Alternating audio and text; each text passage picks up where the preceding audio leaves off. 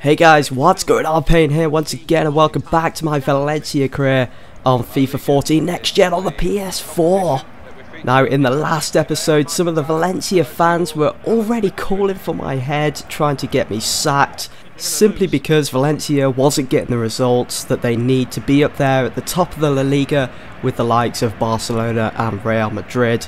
But it's a fresh start now, and we was taking on Athletic Bilbao away from home, tough side, but I had the confidence that we could go on and actually win this game. For this game, I decided to rest Javi Fuego in that central midfield role and bring in Pareo instead. He's a youngster, he's still developing, but I think he's ready for first team football throughout this season. Now, Athletic Bilbao, Bernat was through, and look at Diego Alves. I did decide to start him for this game as well.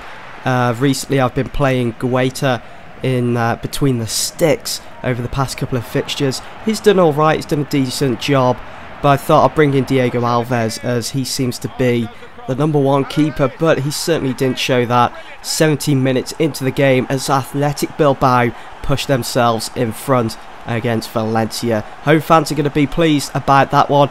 It was nice attacking play by Bilbao. DeMarcus found the overlap in Ander Herrera, who swung in the cross and obviously found the head of Adrois. Now, I have thought about maybe bringing in Herrera to maybe strengthen that central mid role in this Valencia side. In the articles, the newspaper articles that you get, it's been saying that Valencia's midfield needs strengthening, so maybe that's a position that I need to be focusing on.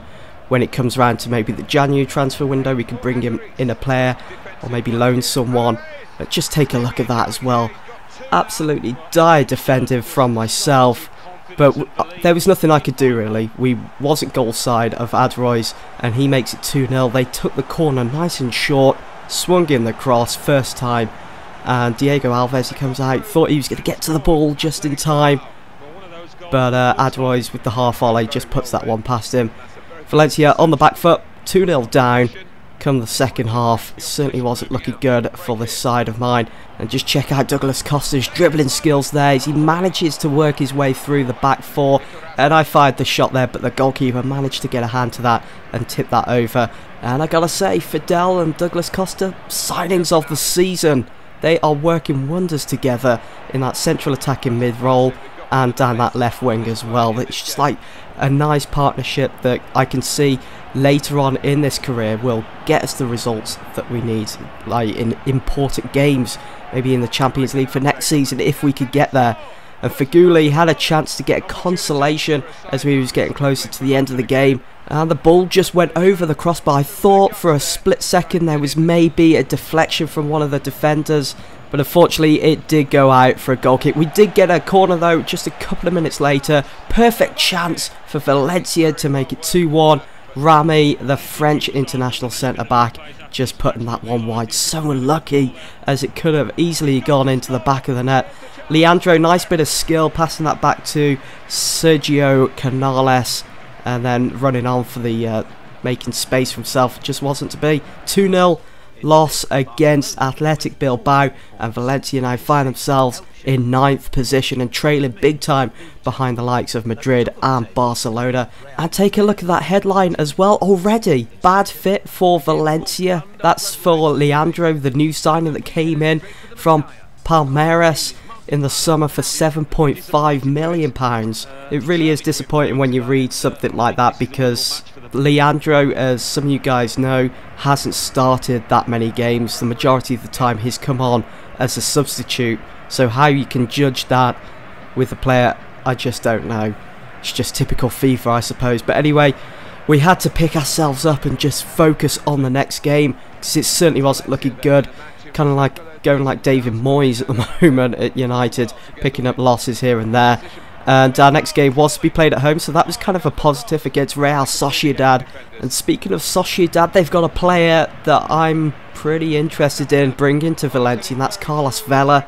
I know one of you guys have actually said bring him in, so I'm gonna try and look for him maybe in the summer when we finish this season with Valencia. I know it's going to be a shorter season because we haven't got the Champions League to be in. We've only got La Copa and also the La Liga. And just look at this bullshit. Yes, I'm going to swear because it was at the time. Grisha putting Real Sociedad into the lead. Poor defending. I was trying to get rid of the ball as much as I could, but nothing could be done. It was just meant to be. Sociedad put themselves into the lead within 23 minutes gone. Yes, there was still time in this game to get back into it and try and win it at least. Ever Banega, the guy that scored that brilliant goal against FC Barcelona earlier on in this season, put Valencia level on terms with Sociedad in this game. Now we could go on and hopefully win this one for Valencia. And whilst playing this game, I could almost feel the disappointment in the fans. Some were probably leaving, I'm not too sure. I don't think that actually happens on FIFA, but that's what would happen in real life. But check out this for Douglas Costa. Nice bit of football from Valencia. He was just so unfortunate that the ball didn't curl enough to go into the bottom corner there. I don't know what to think of this season, to be honest. So far, guys, it's certainly not working out. It's certainly not going the way I wanted it to go. It's kind of like, as I say, like David Moyes in real life. Everything that I didn't want happening is happening. And obviously there is a difference between real life and FIFA. Cartabia as well, as I mentioned in my previous video, I do want to be starting him a lot more. I'm trying to increase his stats in this Valencia side. He was so unlucky as well. He got so many chances on goal, and at the end of the day we walk away from the Mestalla with a 1-1 draw against Real Sociedad at 1 point apiece. So it wasn't too bad. At least we didn't lose all 3 points, and we can start to build from there. Our next game was to be played against Villarreal, a tough side, but a side that my Valencia team should be beaten with ease and picking up those 3 points. Douglas Costa didn't find himself in the team for this one, as Sergio Canales came in to replace him. Ever Banega keeps his position in that central midfield alongside Javi Fuego, and Feguli also starts down that right wing. Who else can I play? I think Pabon can play there as well. And I did mention about Piatti coming in. He didn't start these couple of games, but as we keep progressing through the season, I start to introduce him. So do not worry, guys. He does come into the team eventually.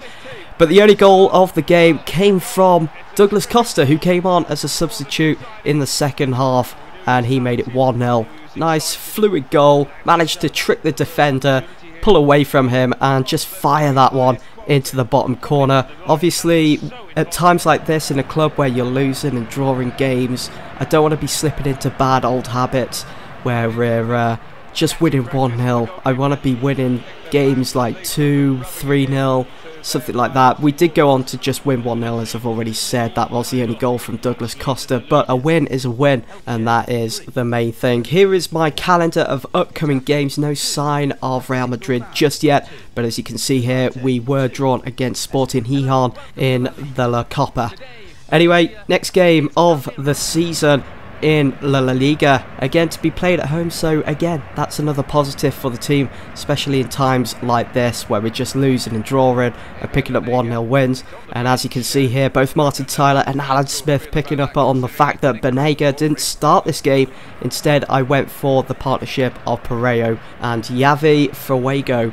There is Almira's starting 11 as well, a team that we should be winning against and picking up another set of 3 points. I know I keep saying that, but it's so important now at this stage of the season if we want to be up there with Real Madrid and Barcelona, because before I know it, if I don't start picking up the good results, I'm going to be sacked.